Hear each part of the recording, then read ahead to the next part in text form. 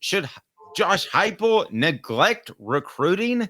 Neglect recruiting. I've never used those two words together. I literally haven't, even accusing somebody that probably has neglected recruiting before. I've never used those words together, because if I did, it would have been for Derek Dooley. Why would anybody neglect recruiting, Caleb? In today's age of college football, okay, with the NIL and the transfer portal, even with the schools able to pay players $20 million, which actually even further bolsters my point, the amount of work coaches put into recruiting now is time away from the amount of work they could put into getting schematic advantages against coaches in the fall. A lot of college football now is more about your team chemistry, and a lot of the talent you get is about the money you have to pay, not the amount of work you try to do to get an advantage over other coaches. So the amount of work you have to do in recruiting, depending on the school, depending on the situation, and depending on the year, may not be as important as it always is. Josh Heupel has, I think, the best combination in college football this year of talent and chemistry. I think there is no team that comes close to matching Tennessee this upcoming year. These guys, a lot of them are sixth-year seniors. They have played together for a long time. They are very familiar with each other. That's where the chemistry comes. He also has... If you furthered that with cash, I'm totally with you. I could say somebody on a Division II team for that level they had good talent. They have good team chemistry. But for what you're saying, especially when you throw in cash, that it's easier to have good team chemistry in the offseason when you're not good. But they're good, and I think they have good team chemistry. Yes, exactly. They're good, and they have team chemistry. Now, SP Plus models aren't showing this because they're showing Tennessee being near the bottom in returning production. Those SP Plus models are lies. The reason they're so low is because lies. Lies. They're skewed.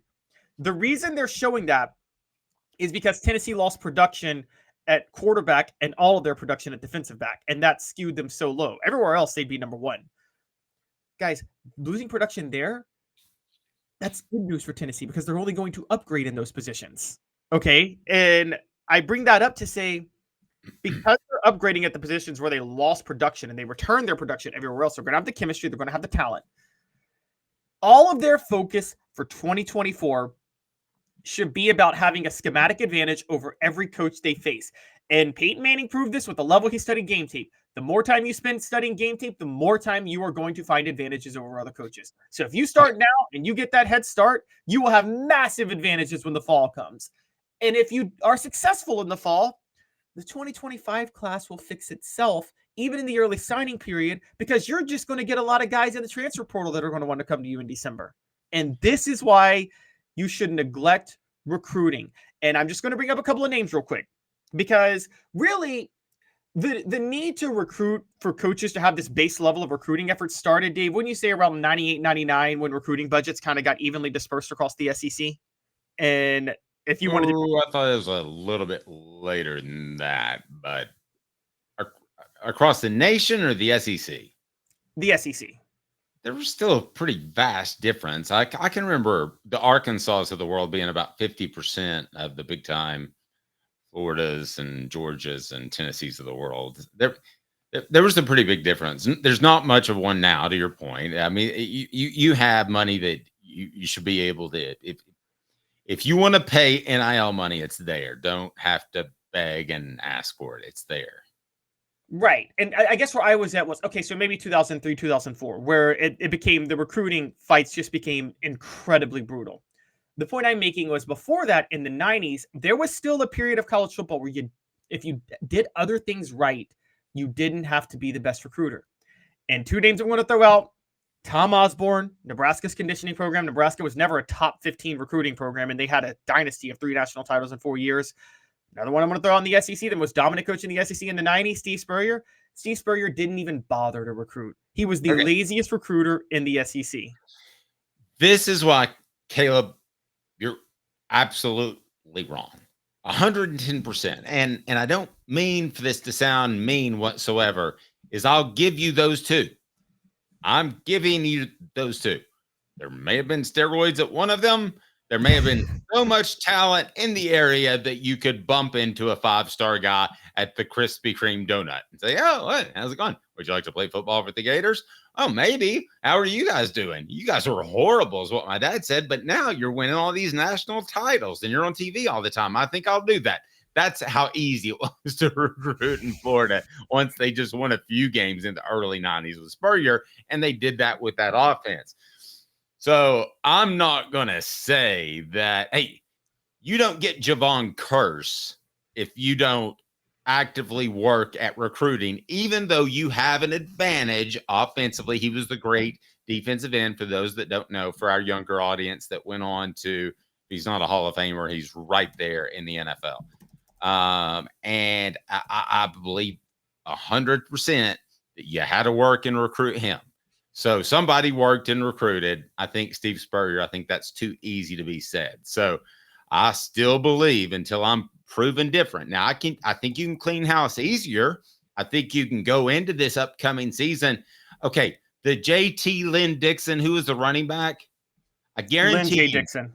Okay, and he showed up on campus and he got kicked out. Got kicked off the team after about 2 weeks. I guarantee you that came down to, all right, here's we got Bob.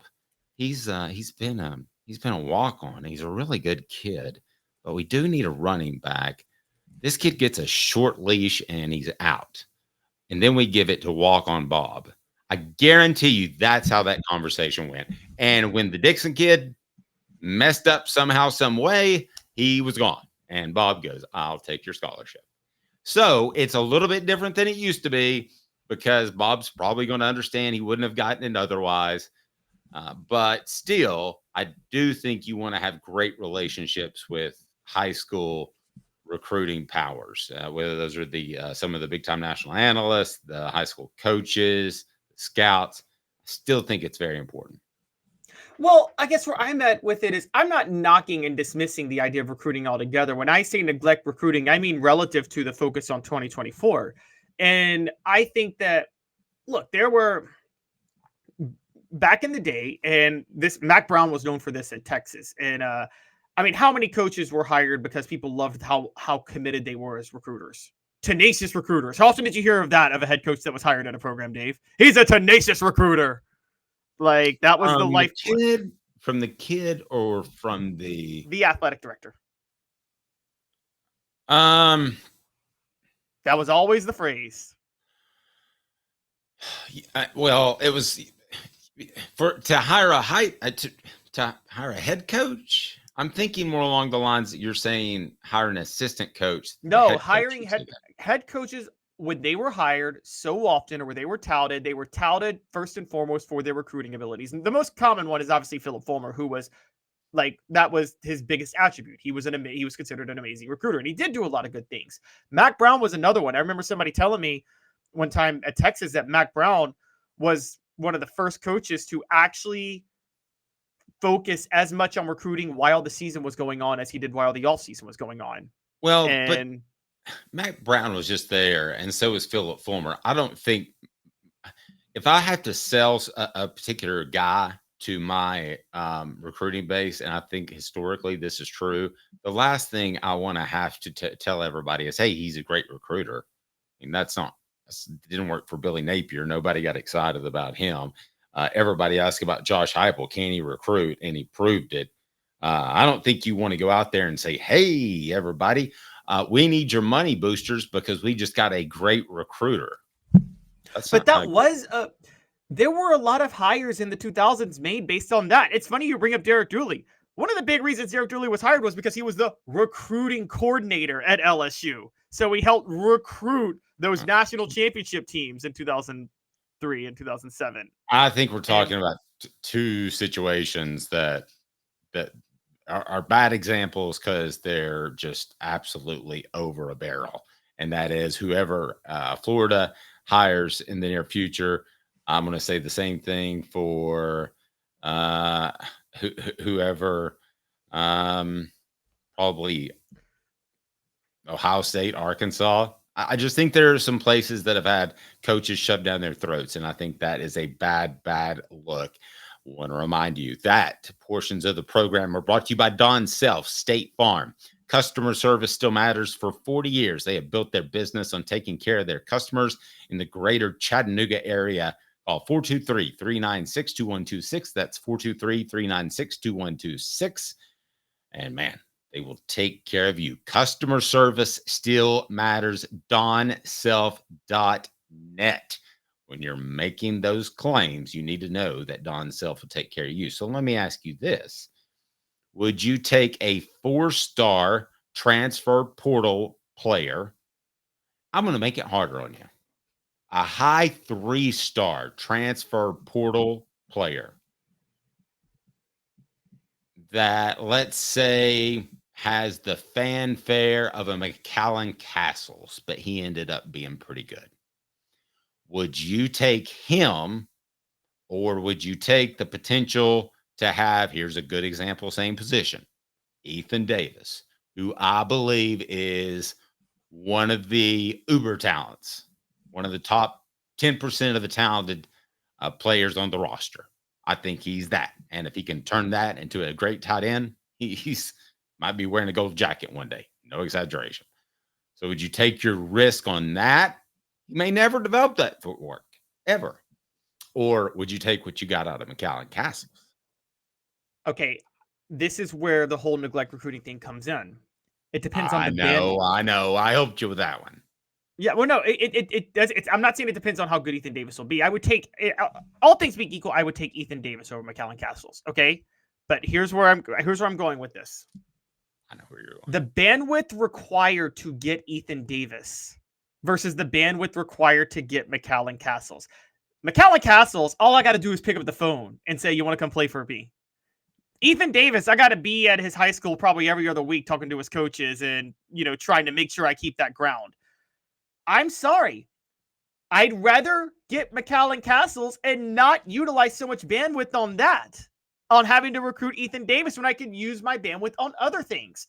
And this is where college football is different today than it was even 5 years ago. And someone brought it up. I think Florida jumped the gun firing Dan Mullen. I think in this day and age of college football, with now the transfer portal the way it is, I think Dan Mullen would have been perfectly fine at Florida and recruits would have fallen back into his lap. Well, it's obvious, and no offense to the sports information directors out there, but when you hire a former sports information director to be your athletic department, Tennessee fans, you should absolutely rejoice that. I don't care who it is. Those guys lined up interviews. They did a great job at that. But now they're going to balance a budget for the entire athletic department. That's going to happen? No, it's not. Brought to you by Quality Tire Pros. The Eberle family has been serving Chattanooga's community since 1957. All major brands of tires, full service automotive, brake alignments, oil changes, and more. All work is covered by a nationwide warranty. Man, Cherokee Blvd are online at qualitytirepros.com. qualitytirepros.com. Jump in there and say, "Hey, Bo, Off the Hook Sports sent me. Hey, Bo, Off the Hook Sports sent me." So you would rather have the highest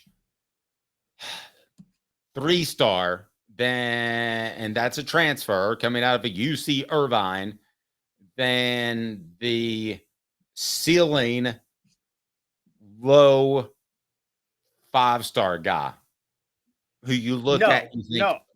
Okay. I would rather have the ceiling low 5-star guy, but we're talking risk reward. I would rather work very little to get the high 3-star than work too hard to get the ceiling 5-star. Does that make sense?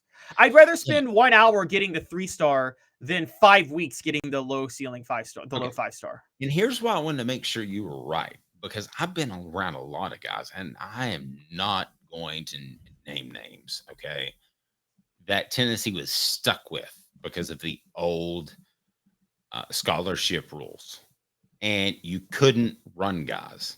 So I'm not talking about the tight end position specifically, but if you have a guy that you think has a huge high ceiling, but he's only played a little bit, like Ethan Davis, because he was a basketball player, and he doesn't hit that ceiling within 2 years, well, what can you do?